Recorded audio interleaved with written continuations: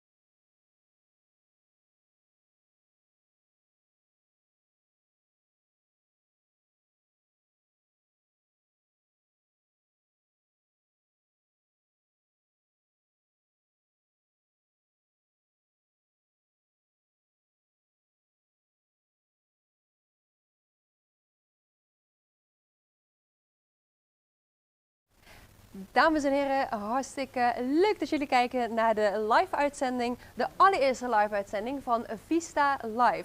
De première. De komende 20 minuten gaan wij in gesprek over alle ins en outs van Vista College. Dus pak lekker een kop koffie, schuif gezellig aan en laten we beginnen. De live-uitzending, de allereerste live-uitzending van Vista Live. De première. De komende 20 minuten gaan wij in gesprek over alle ins en outs van Vista College. Dus pak lekker een kop koffie, schuif gezellig aan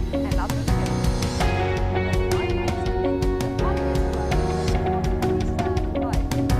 De live-uitzending, de allereerste live-uitzending van Vista Live.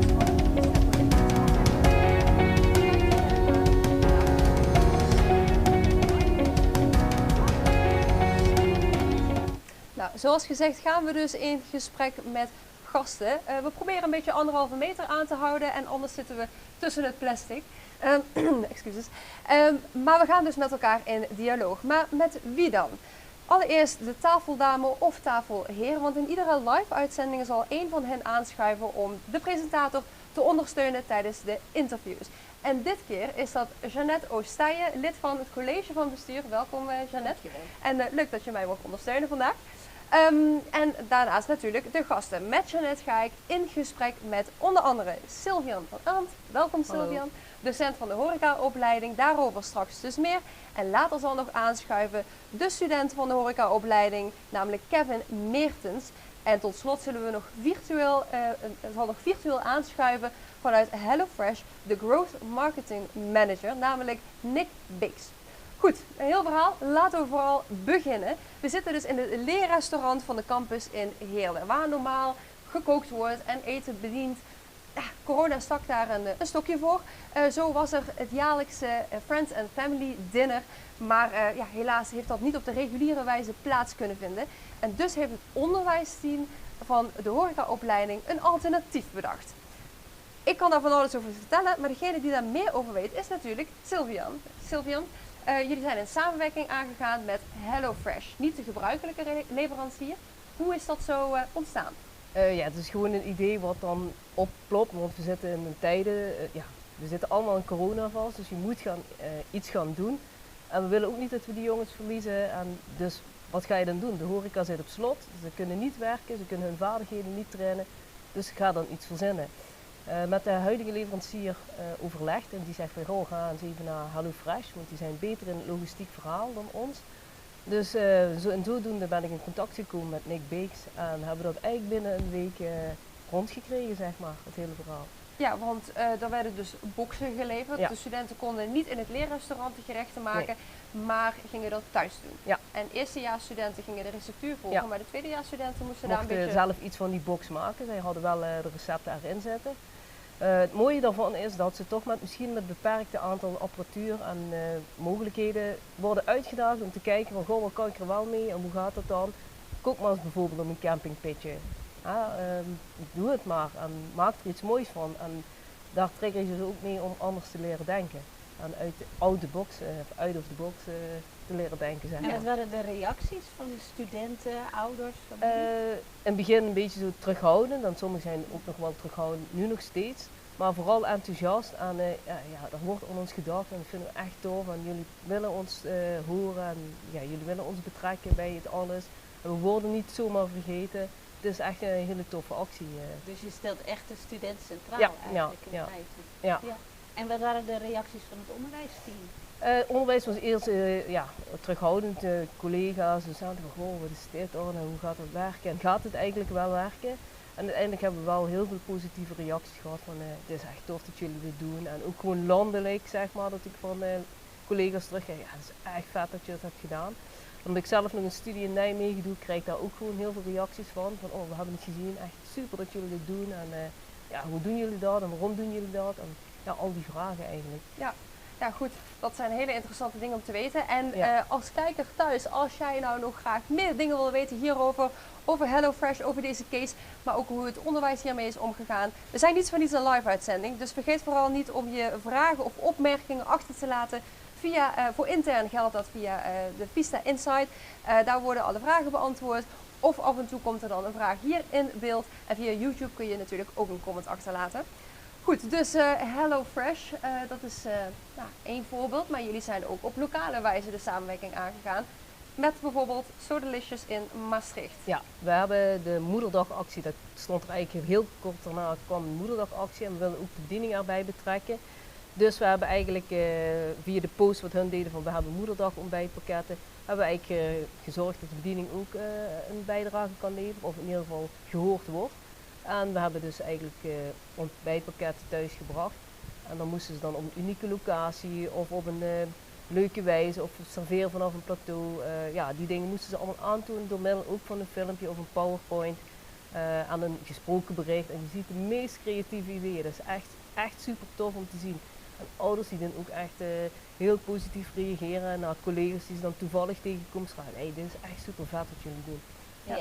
En de vaders dan? Want die willen ook wat natuurlijk. Ja, de vaders die hebben uiteindelijk als laatste actie voordat de coronacrisis afloopt een vaderdagactie gedaan met bier. Ze hebben het keuzedeel bierkennis en ook het inschenken van speciaal bier. Dus we hebben toch een beetje ook het supporter local gedaan. Dus we hebben twee flesjes speciaal bier meegegeven van de brouwerij van Hoppen uit Margraten. En daar moesten ze een speciaal biertje inschenken en vertellen iets erover. Wat is het voor soort bier? Eigenlijk hun bierkennis tonen aan hun vaders. Daarbij heeft de brouwerij, of de jongens, hebben een hele leuke actie gedaan. De leukste filmpje wat wordt ingezonden krijgt 4 flesjes bier van Hoppen. Dus Mensen kunnen nog meedoen. ja, ze kunnen meedoen. Dus die leerlingen die dat moeten insturen. Dus schiet maar op, zeg maar. Nou, hartstikke goed. We blijven bezig. Ja. Dankjewel, Sylvian. Maar zoals gezegd, er worden dus ook nog vragen ingestuurd vanuit de kijkers. We gaan eens even kijken naar de allereerste vraag. Ik zie hier binnenkomen.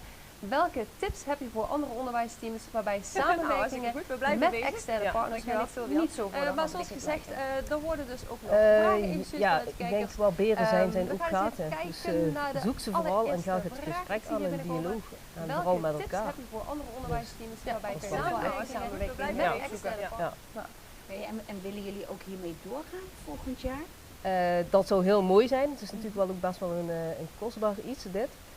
We hopen ook wel voor een stukje dat corona een beetje is opgelost. En we vinden het ook super dat we de kans hebben gekregen als afdeling om dit te kunnen bewerkstelligen. Maar of we er echt mee doorgaan, durf ik niet echt te zeggen. Want als het hier het normale onderwijs wordt opgestart, dan is het ook niet meer direct nodig. Maar het opent wel deuren, deze manier. Ja, het biedt wel kans om in alternatieven te denken, hè? Ja. Oké.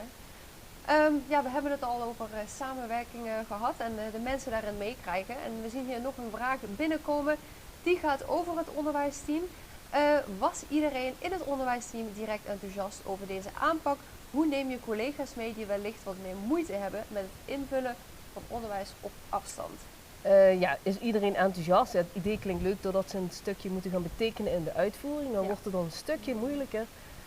En vooral, ja, je hebt toch altijd mensen die als eerste erin springen. En ik ben persoonlijk wel zo van gewoon springen en dan gaan bouwen. En vooral nu heb je niet zo heel veel keuze. We willen die leerling horen, we willen die leerling, dat is gewoon het belangrijkste, ze in het zicht houden. Dus ja, dan moet je gewoon doorgaan, zeg maar. En heb je iedereen in het zicht gehouden hiermee met deze Nee, acties? je hebt altijd mensen, leerlingen die er toch, studenten, die er toch tussenuit vallen of waar je het niet echt van weet. En ja, ik kan wel naar hun huis toe rijden, maar of dat zin heeft, dat blijft de vraag. Ja, want ik kan me juist voorstellen met horeca dat het lastig is als je wilt proeven of dat je het moet zien hoe het gebeurt. Dat is toch best wel een uitdaging. Dat is zeker een uitdaging, ja. Maar vertel maar eens, hoe smaakt een appel? Doe dat, ja, het water kan je ook in de mond lopen bij een verhaal, zeg maar. Ja. Dus probeer hem maar, doe Ja. het maar eens. Dus leer maar eens nadenken over dingen wat je serveert. Dus, Hartstikke goed. Dankjewel Ja, Silvio graag voor gedaan. jouw verhaal en heel veel succes. graag gedaan. Succes ermee. Ja, dankjewel. Dank je. Ja. Ja, het gaat natuurlijk ook om de studenten, want zij zijn degene die het moeten gaan doen en die het moeten gaan uitvoeren. En we hebben daar één voorbeeld van, namelijk horeca-student, tweedejaarsstudent, zelfstandig werkend kok, Kevin Meertens. Hij is inmiddels bij ons aan tafel aangesloten. Nou, hij was een van die studenten die dus mocht ervaren, hoe is dat dan met zo'n HelloFresh box? Kevin, welkom. Kevin, nou, we zijn intussen nog eventjes aan het kijken. Hè. Het is de eerste livestream, dus we moeten even een beetje stoeien met het geluidssysteem en alles. Maar hij zit, Ja. hartstikke goed. Goeiedag. Kevin, ja, ook voor jou. Hè. Je zit normaal hier te koken, ben je druk bezig in het leerrestaurant en ineens zit je thuis. Ja. Hoe is dat? Ja, dat is toch wel een klap die binnenkomt. Ja. In één keer ligt alles stil, mag ook niet werken, horeca is dicht, school mag ook niet. Ja, dan zit je thuis en dan, je weet eigenlijk niet zo goed wat je moet doen, dus je eigenlijk niks mag. En wat heb je dan het meest gemist van niet hier zijn? Ja, toch wel vooral je sociale contacten, je vrienden, ja, sommige bepaalde leraren en waar je dan een goede band mee hebt, die mis je dan wel. En wat gebeurde er toen?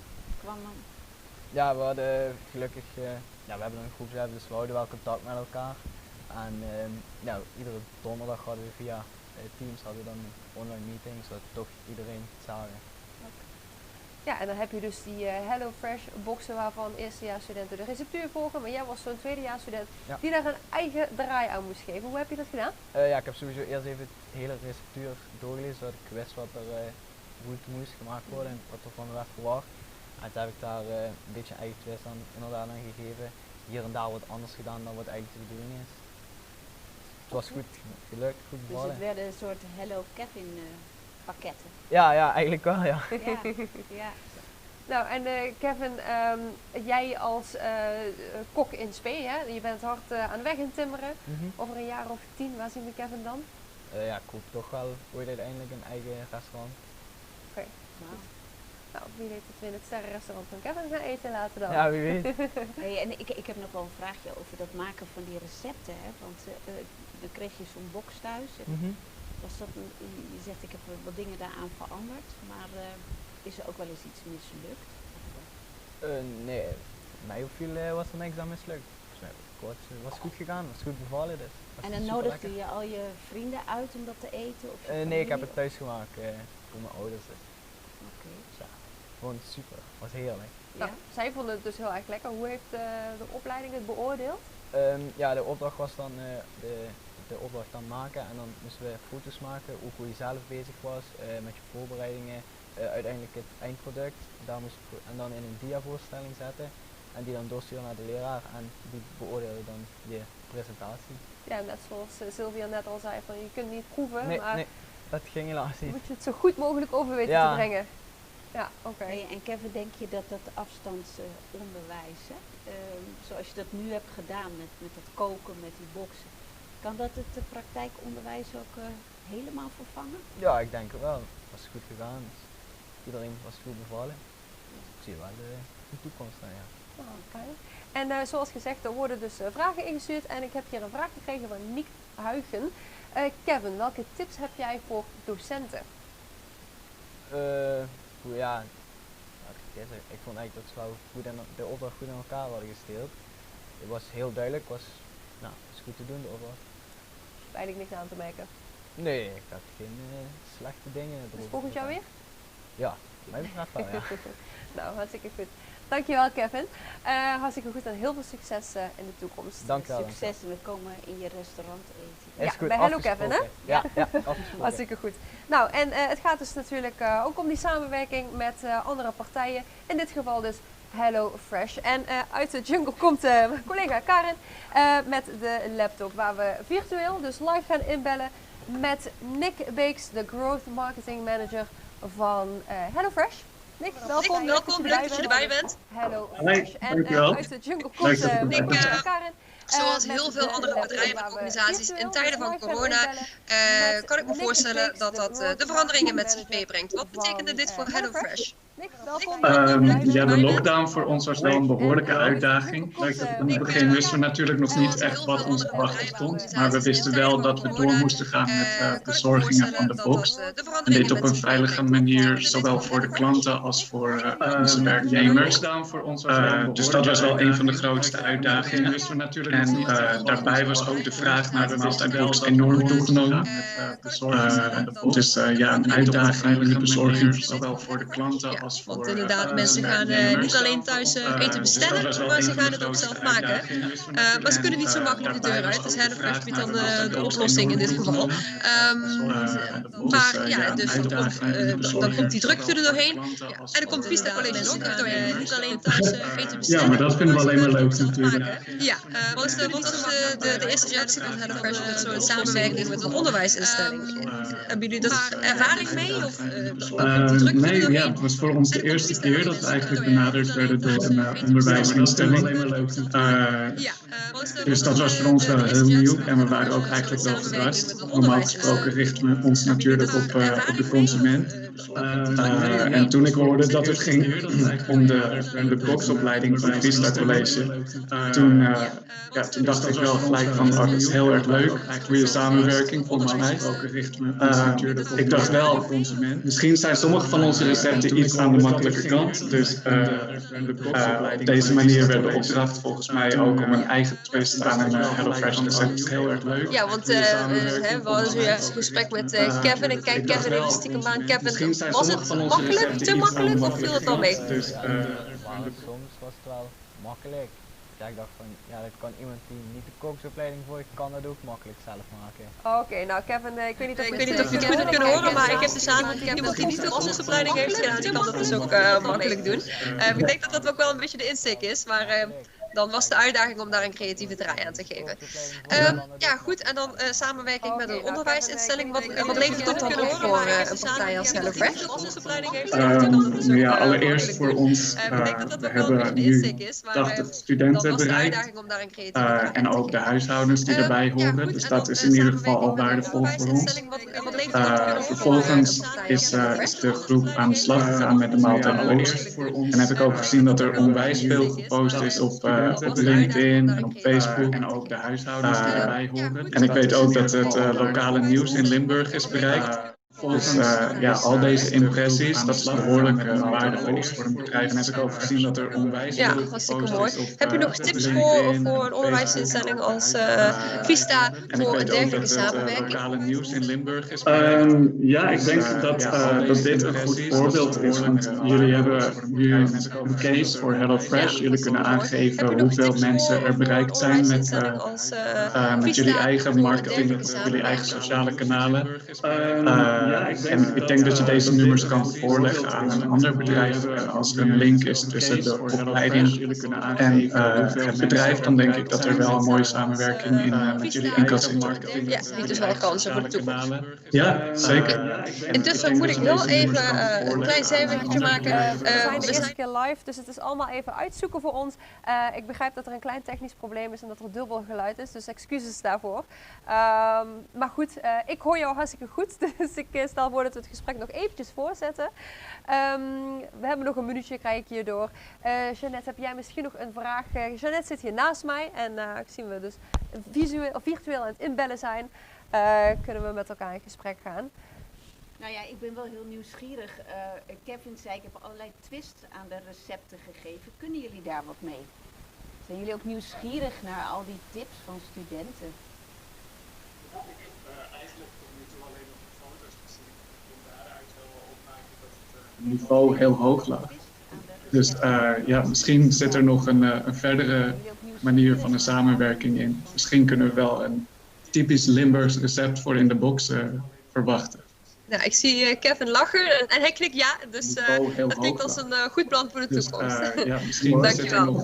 Nick, ontzettend bedankt voor jouw bijdrage, dankjewel. En who knows, we weten niet welke kant het op gaat met corona, maar de eerste stap in de goede richting is in ieder geval gezet voor de samenwerking. Goed plan voor de toekomst. Ja, dankjewel. Dankjewel. Dan ga ik je nu dichtklappen. Nick, ontzettend bedankt. Dankjewel. Doei. Dankjewel. Nou, dat was dus Nick vanuit Hello Fresh over de samenwerking. En dat betekent dat we dus toch al een beetje richting het einde komen van de uitzending. Mits er nog vragen zijn vanuit de kijkers. En anders worden die behandeld via het interne programma van Vista Insight. Dus de vragen die hier niet voorbij aan bod gekomen zijn, kunnen we alsnog achteraf behandelen. Nou, dat betekent dus het einde van deze uitzending, maar het is niet de laatste livestream, want na de zomervakantie in de maand september volgt de tweede uitzending. En daarin kun jij een rol spelen door tips te geven over thema's. We hebben nu dus de case behandeld over innovatief onderwijs, maar heb je zelf ideeën daarover? Laat het dan vooral weten via de marketing communicatie afdeling of hou gewoon de nieuwsbrief van Vista Insight in de gaten. En hetzelfde geldt voor het presenteren. Ik zit nu op deze stoel en de komende 2 afleveringen nog steeds. Maar zou jij het leuk vinden om deze rol ook op je te nemen? Laat het dan vooral weten. Dus hou die nieuwsbrief in de gaten. En wie weet zit jij hier naast bijvoorbeeld Jeannette of Kevin. En dat is hartstikke leuk. Dus nou, in ieder geval ontzettend bedankt voor het kijken. Dank aan onze gasten aan deze tafel. En natuurlijk aan onze tafeldame. En een groot dankjewel aan onze kijkers van de live-uitzending. De allereerste keer. Jeannette, ik laat het laatste woord aan jou. Ja, ik vond het hartstikke leuk. Diana, Kevin, Sylvian, hartstikke bedankt. En Nick natuurlijk. Heel leuk om hierbij te zijn. Ja, ik denk dat het een heel mooi initiatief is. Iedereen kan even in een lunchpauze en zij zitten met wat boterhammen waarschijnlijk. Kunnen ze luisteren en ik denk dat het heel erg leuk is. Dus ja, fantastisch. Dus de volgende keer vanaf de andere kant ben jij mee Ja, kijken? dan ga ik aan de andere kant zitten en dan ga ik luisteren weer naar iets innovatiefs, iets nieuws, iets wat mensen prikkelt. En nou, heel fijn. Dankjewel. Dankjewel. Tot ziens en dankjewel. De volgende keer vanaf de andere kant ben jij mee Ja, kijken? dan ga ik aan de